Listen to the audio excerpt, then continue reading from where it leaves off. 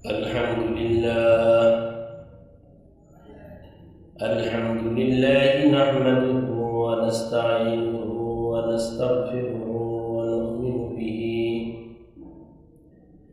ونؤمن به ونتوكل عليه ونعوذ بالله من شرور أنفسنا ومن سيئات أعمالنا. من يهده الله فلا مضل له ومن يضلله فلا هادي له.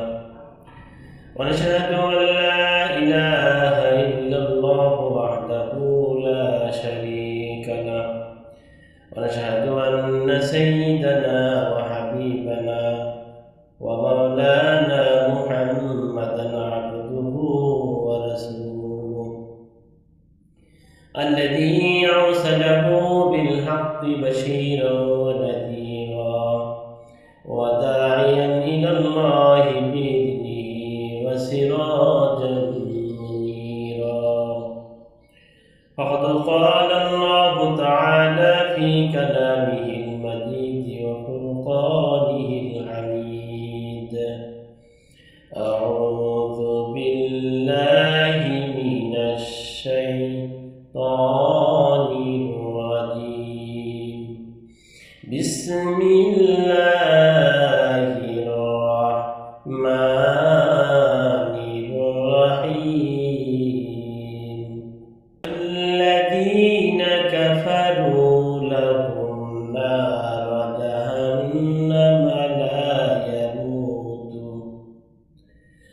جهنم لا يقضى عليهم فيموت ولا يخفف عنهم من عذابها كذلك نجزي كل كفور. إلا بالله.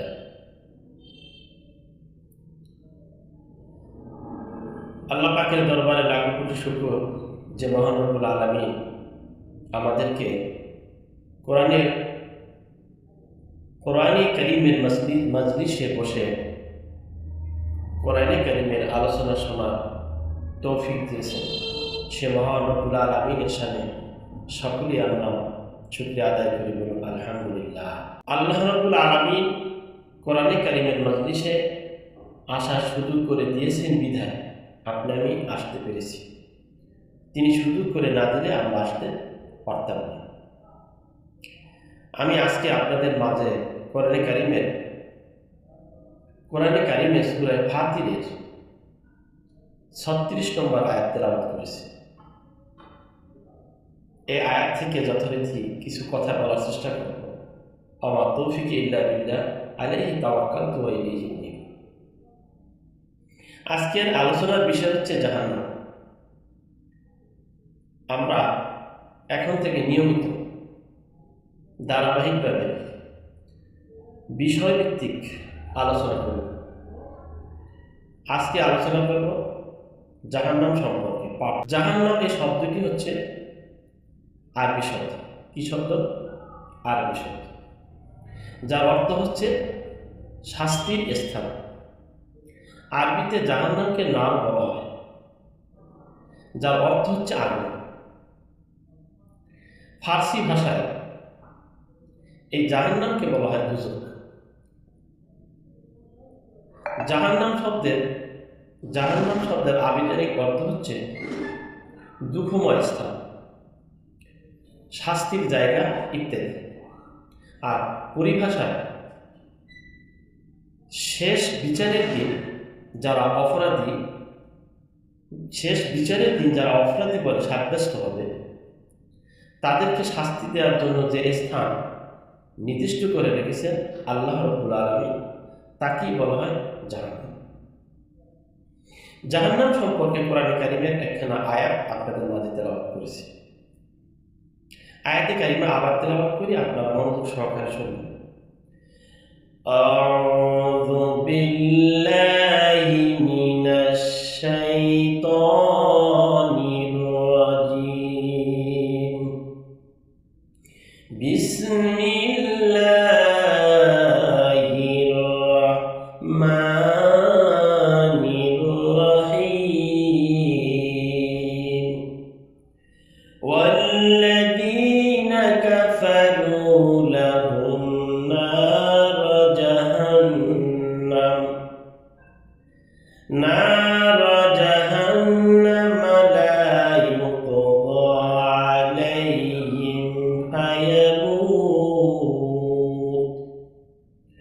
فيموتوا ولا يخفف عنهم من عذابها كذلك نجزي كل كفور আল্লাহ রাব্বুল আলামিন বলেন,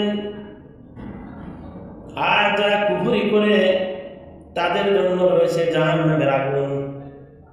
তাদের মৃত্যুর আদেশ দেওয়া হবে না যে তারা মরবে, এবং তাদের জন্য জাহান্নামের শাস্তিও লাঘব করা হবে না, কমিয়ে দেওয়া হবে না। এভাবে আমি আল্লাহ প্রত্যেক অকৃতজ্ঞকে শাস্তি দিয়ে থাকি। বলুন নাউযুবিল্লাহ। কত বড় ভয়ঙ্কর কথা আল্লাহ বলেছেন।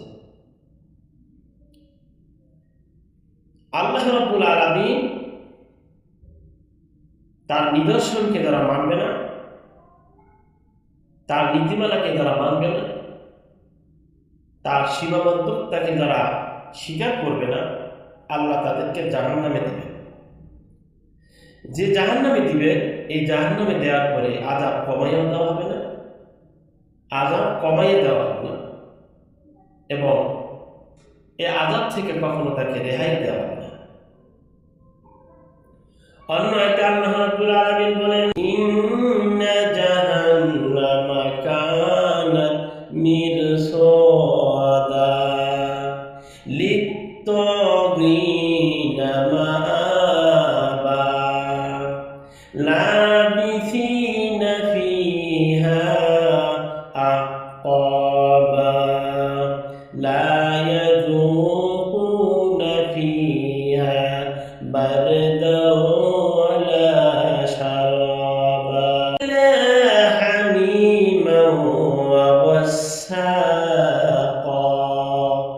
جزاء وفاقا إنهم كانوا لا يرجون حسابا وكذبوا بآياتنا كذابا আল্লাহ রাব্বুল আলামিন বলেন, নিশ্চয়ই জাহান্নাম সীমালঙ্ঘনকারীদের জন্য ওত পেতে থাকবেন, প্রতীক্ষায় থাকবেন। সেটাই তারা যুগ যুগ ধরে অবস্থান করবে। সেটাই তারা ফুটন্ত পানি, পুষ ব্যতীত ঠান্ডা কোনো পানিও আস্বাদন করবে না। উভয় তাদের উপযুক্ত প্রতিফল। তারা কখনো হিসাবের আশঙ্কা করে নাই, এবং তারা আমার আয়াতসমূহকে পুরোপুরি মিথ্যা আরোপ করত, এবং তারা আমার আয়াতসমূহকে পুরোপুরি মিথ্যা আরোপ করত। বলুন নাউযুবিল্লাহ। জাহান্নামীদের জন্য আল্লাহ ফুটন্ত পানি, এবং জাহান্নামীদের কোরআনের পরে যে পুষ বের হয়, এই পুষ, গলিত পুষ তাদেরকে আল্লাহ খাওয়াবে। এই জাহান্নাম থেকে আল্লাহ আমাদের সবাইকে হেফাজত করুন, আমরা বলি আমিন। এরপরে আল্লাহ রাব্বুল আলামিন বলেন, ইন্নাহু মান ইয়াতি রাব্বাহু মুজরিমান ফাইন্না লাহু নার জাহান্নাম লা ইয়ামুতু ফিহা ওয়া লা ইয়াহইয়া। আল্লাহ রাব্বুল আলামিন বলেন, যে তার প্রতিপালকের নিকট অপরাধী হয়ে উঠবে, আল্লাহ রাব্বুল আলামিনের নিকট যারা অপরাধী হয়ে উঠবে, তার জন্য তো জাহান্নাম, সেটা সে মরবেও না, বাঁচবেও না। জাহান্নামের অবস্থা এমন হবে যেখানে সে মরবেও না, বাঁচবেও না, চিরকাল অপরান্ত জীবন সে জাহান্নামের আগুনে জ্বলতে থাকবে। আল্লাহ পাক আমাদেরকে জাহান্নাম থেকে হেফাজত করুন। আল্লাহ রাব্বুল আলামিন অন্য আয়াতে বলেন, ইন্নাল্লাযীনা কাফারু লাও আন্না লাহুম মা ফিল আরদি জামিআ ওয়া মিসলাহু মা'হু লিয়াফতাদু বিহি মিন আযাবি ইয়াউমিল কিয়ামাতি মা তুকবিলা মিনহুম ওয়া লাহুম আযাবুন আলীম ইউরিদুনা আন ইয়াখরুজু মিনান নার ওয়া মা হুম বিখারিজিনা মিনহা ওয়া লাহুম আযাবুন মুকিম। আল্লাহ রাব্বুল আলামিন বলেন, যারা আল্লাহর নির্দেশ অমান্য করে কুফরি করে, যারা আল্লাহর নির্দেশ অমান্য করেছে, কুফরি করেছে, কিয়ামতের শাস্তি থেকে যদি পরিত্রাণ পাওয়ার জন্য পৃথিবীতে যা কিছু আছে এসব কিছু এবং এর সমান বস্তুও যদি এর সাথে দেওয়া হয় তবু তার পক্ষ থেকে গ্রহণ করা হবে না। দুনিয়া এবং দুনিয়ার ভিতরে যা আছে অমিসলাহু মা'হু, এরকম ডবল দুনিয়া এবং দুনিয়ার মধ্যে যা কিছু আছে সব যদি একজন জাহান্নামীকে জাহান্নাম থেকে মুক্তির জন্য আল্লাহকে দেওয়া হয়, আল্লাহ বলে তাও গ্রহণ করা হবে।